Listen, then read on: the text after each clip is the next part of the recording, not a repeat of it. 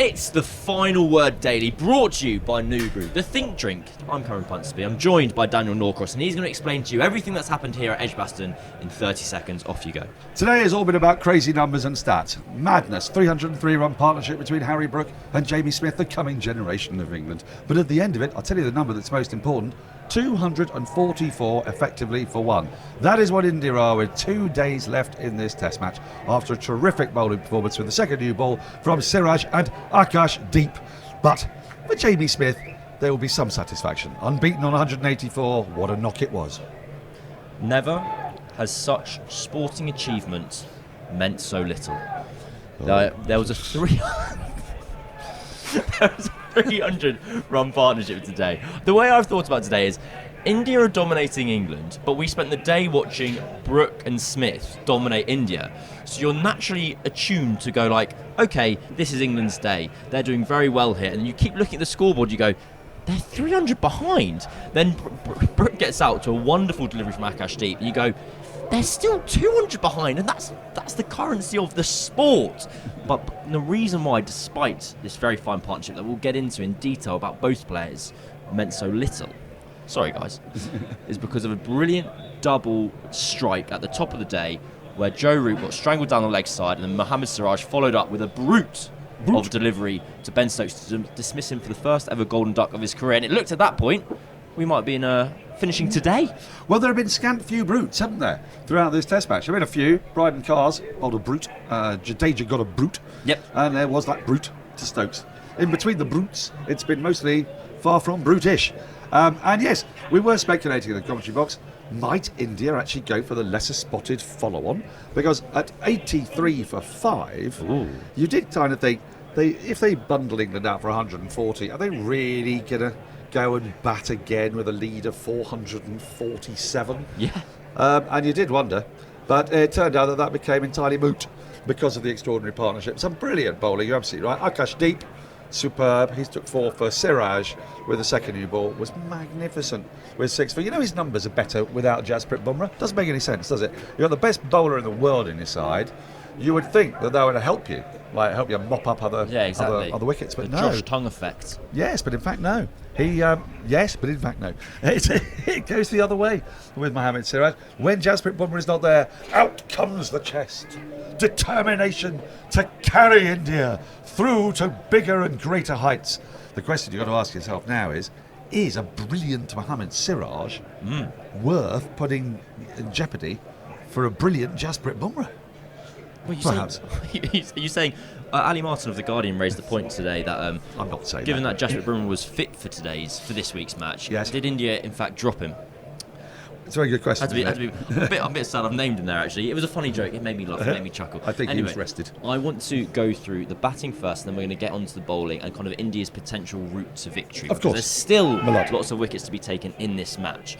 Jamie Smith, Harry Brook, we can kind of almost park him to one side because we know he's brilliant. He's kind of a known quantity of excellence. He's gone to his 9th Test century. He's got there in the fastest rate by an Englishman since like Compton and Sutcliffe. You have to go and see like 550 pluses in there as well, isn't there? I think. Yeah. Yeah, I think so. What does that mean? That means that of his 900s, 5 of them are daddy hundreds. Oh, I thought you said 550s in there. Okay, and I didn't understand that. But Jamie Smith, this was kind of like the rubber stamp on his potential, I'd say. We've known that we have a potentially generational talent in our midst who started life in Test cricket very well. But today, walking in, facing this hat-trick ball, then strides down the ground, drives it for 4, and just is such a graceful, elegant, yet powerful player. And Prasid Krishna, poor Prasid Krishna, had to deal with the brunt of it today because India went, you know what, we've got loads of runs to play with. Let's just bump these lads and they will get out. They will hit hook one to a fielder. They didn't do that. Krishna finished with figures of 5 overs, none for 50, as Jamie Smith took 5 boundaries off his over and went to his first half century in 43 balls. His second half century took 37 balls, and his third one, to take him to 150, 64 balls. And you know what that is? That's Bazball with brains, baby. That is Bazball with brains. I was thinking exactly the same thing. It was Bazball with brains. He adapted when India's bowlers got a little bit better with a softer, older ball. They actually bowled better than they did with the hardish, newish ball. So once the 5th wicket fell, they got a little bit too desperate, I think, for that 6th wicket. And that's what kick-started a partnership of 303. Do you know, Jamie Smith, so much in there that you said is absolutely right. And the thing that I was really appreciative for was that he didn't actually get his 175 or 74 balls, because then we don't actually know how many balls Gilbert Jessop faced for his 100, but we think it's somewhere between 72 and 76, which would therefore have made life on commentary very difficult. Jamie Smith goes to possibly, but maybe not, England's fastest 100. Doesn't sound quite so good. So he's even got the commentators in mind as well. The crispness of his strokes was superb. He did have a little wobble, in that I would want to say it's like sort of the second half hour after lunch. India bowled well. They bowled well, and they hung it out there, got a lot of inside edges that he sort of got away with. But either side of that, absolutely magnificent. Could he perhaps have kicked on a little sooner when Harry Brook got out? I don't think he could, actually, because I don't think there was enough time. He would have hoped that Bryden Cars could stick around, but no. I mean, the big problem England have got, and India will understand this, is the tail just got blown away. 5 for 4. So, where's Liam Dawson? Get him in the side, make him bat at 9. Maybe Sam Curran at 10. They've got to be worried about their tail, haven't they? If India were, and they brought in Washington Sundar instead of Kuldeep Yadav. So we had a very important last hour of play today, because India went back into bat, and they're now, well, let me get that. Their lead is now 244, and they added 64 this evening. And we've had such a binary match here, in that the new ball seems a dangerous time to bat. Both India could have been 20 for 3, and they weren't, because the umpire's calls went in their favour on that occasion. Then England were 25 for 3 and made it all the way. Once Brook and Smith got through that period, they then just batted. They were cruising. There was that little period we referred to earlier where India bowled quite well. There was a few chop-ons near the stumps. Yes. But aside from that, batting's been pretty cushy for the most part here at Edgbaston. That's why, if England were still going to have a chance of winning this match, do you think they don't have a chance? England? Yeah. No. But there was, No. I thought there was a world where this evening they have 1 hour Yes. under the lights, That was their new chance. ball, they could have gotten 4 down, and they could have been, in effect, effectively 220 for 4. That hasn't happened. India are now 240 for 1, literally and effectively. What is their route to victory? Because they need to take 10 wickets here. It's Almost. easy. Take me away. So they know that the confidence of Bazball means that England will have to go for pretty much whatever target is set. I mean, obviously, Don't within do draws. reason, they're not going to go for 760 overs, but India don't need to worry about that. They've got 75 overs, because England will slow it down to go at 3.5 and over. It'll probably be increased a little bit, so make that equation nearer 3.8 and off, say, 70 overs. That will give them a lead approaching 500. England will feel that they have to go after 500. They will have 110 or 105 overs to get that in. So India will then have 2 bites of the new ball, like they did yesterday evening. Yep. They'll get to bowl in the dark, the gloaming and the awkwardness of 5:30 onwards. Then they'll have the second chance with the new ball the following morning, and they were successful this morning. This is on the 5th day. And then, if things don't go perfectly according to plan, they'll get a second new ball. And England will still be going after it, because they're contractually obliged to. Bazball says that.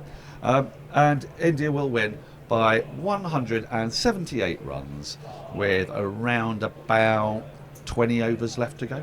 So, That's the route to counterpoint, victory. 178 runs, you've heard it here first. My counterpoint would be India, because they've navigated this first session, they've batted the first 13 overs. Yes. They've got about 10 overs to go until batting becomes quite easy again. Yes. And then, with the mentality of this side, led by Gautam Gambhir, new captain Shubman Gill, I'm scared they won't declare. They'll just keep batting. And there's going to be that little period of time. Grindy. There'll be that period of time where you see win viz and the draw percentage starts going up, but your winning chances start going down. And I think that is a pit that India could fall into. Well, they could.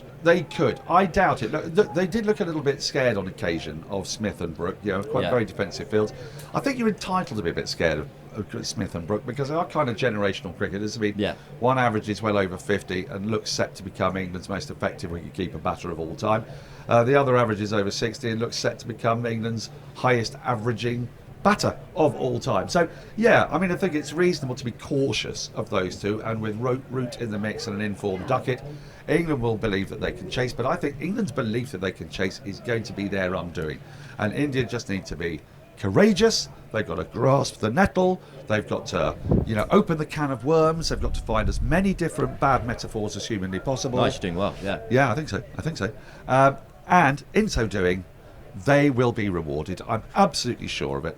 Siraj, who obviously delighted Jasprit Bumrah isn't there, has got every chance of repeating his first innings performance. Akash Deep, where's he been? I fear Prasid Krishna is now for the job when Jasprit comes back. And I would reckon that we could be going to Lords all square. What a lip-smacking prospect. I was thinking back to an anecdote I had, was told 10 years ago. So I've probably told you this before, but this isn't a name drop because it's the opposite of it, because he won't remember me. But there was a period of time when I was 19, I used to coach at the same cricket academy that Jamie Smith coached at as well. And he was like 14, 15, and people were like, this kid's unbelievable. He's amazing. Came back the following year. I remember hearing some whispers. This prodigy kid, who can't play the short ball. Oh. It's not happening. Doesn't like it up and at him. Oh, yeah. Who does when they're 14? Correct. I think that's my abiding memory. And I was sat there today watching Jamie Smith, test average of 50, Prasid Krishna running into bowl, 7 million fielders on the leg side boundary, and he was just smoking him for 6 over him. And I was like, I reckon he can play the short ball right. I reckon he can. He was on. I actually. He can get out to it as well. Remember, as he did just before the new ball at Headingley. Yeah, but let me have confirmation bias of today. Yeah, all right. And I texted said coach from a long time ago, and he didn't reply to me. So there we go. That's a story of woe where Cam's basically been ignored and forgotten by almost everybody he ever knew. That's true. Both those things are true. I'm actually terrified the first time I have to say hello to Jamie Smith in the professional capacity. So I'm like, do you remember me? No, best avoided. I wouldn't say that if I were you. I'd make up a new name. I think Godfrey Harcourt is lovely. Right for you. Yeah. Right. We're going to be back with the Final Word Hall of Fame in a second, but before we go there, this episode is brought to you by, drum roll please, I can't keep doing that. New Brew. Yes! It's a supplement to support brain health and performance. It's a thinking drink. You have it and you think. And yesterday, Martin gave me in particular, some Sprints, the blue ones. Yeah. And he also gave me some Shields, the red ones. Shields, I want Shields. And I called them the Shield berries. I tried to give them to one of them. It was very funny. It was good. Are they berry flavoured? They are not. They are orange and ginger flavoured. And I like oranges and I like ginger. That. And look, I think that's my two favourite flavours of drink for a soft drink. So there's a big thing. One of the pushes for New Brew, and one of the isolated points we want you to understand is that a lot of these supplements drinks taste terrible. So they've had a real big push on making it just taste yummy, taste nice, and kind of forget the kind of health benefits for a second. I want to talk to you, listeners. Yeah. I had this orange and ginger one today. Yum yum. I was flabbergasted. Were you flabbergasted? It was delicious. And I was there and I finished my one element of orange and ginger and I went, you know what? I was contemplating having a second one for leisure as opposed to business. No, I get you. I didn't do it because I thought that maybe, I don't know why I didn't do it. I think about next time. Do you know what I thought would be nice? Yeah. In hot water. I think it would be a nice hot water drink. Orange and ginger definitely goes nicely. Delicious. But you must remember it, shaken, not stirred. Shaken, not stirred, New Brew and martinis. And if you want, one of the ones I haven't had yet, Lucid. It's the purple one. I've had the Lucid. How did you find it? Well, I was a bit more lucid after it, but I'm not today. I should have had one today, aren't I? Because, yes, I'm less lucid. It does what it says on the sachet. That's what we always say about New Brew. And if you want to get involved in some New Brew action, go to newbrew.com/final word to get 15% off. That's NOOBRU.com/final word, and the 15% discount will be applied at checkout. Right, we're going to be right back with the Final Word Hall of Fame after this break. Hey, we're back. Do you know, that's a little callback to the Women's World Cup, the way we did it then. Yeah. We had a lovely time at the Women's World Cup. Yeah, if you ever want to go and remember what those episodes were like, go and find them. They're weird. good stuff. Think about a daily episode, they're timeless. They're not time constricted at all. Right, do you want to start with the Hall of Fame? Yeah, I was actually going to go with one that's really quite late. And it was, I've not seen Ben Stokes really get vexed with umpires before. Oh, yeah. And I think part of it is because, even though he won't say it out loud, England are in a spot of bother here, to put it mildly. 243 behind, and Jaiswal was trapped LBW, given out by Shafadullah, who's for the most part got all of his decisions right. There was one today that he didn't quite get, but it was pad first instead of bat first, but it's an easy mistake to make, that one. But this one was Jaiswal, and he was hit bang in front, and he was given out, and Jaiswal took a very long time to refer, and the clock did go down to 0. And then there was at least a second and a half after that, and then Jaiswal said, I want to refer, and umpire Shavaduri said, OK. And so said, hang on a minute, that's the whole point of a clock. There's no leeway with a clock. It's absolute. It goes down to 0, then it's done. Done, I tell you. Benito, finished. Right. And then, of course, they did the review nonetheless. And he was told very politely that thank you for your input, but on this occasion we will not be taking it any further. And then up came the 3 reds. India had lost the review. And I thought, so Ben, would you like them not to have had that review now after all? I mean, and didn't you really think it was out a lot anyway because you were appealing? I mean, I get the procedure and I get the 0, but it was a moment of comedy cricket. There have been a fair few bits of comedy cricket to date.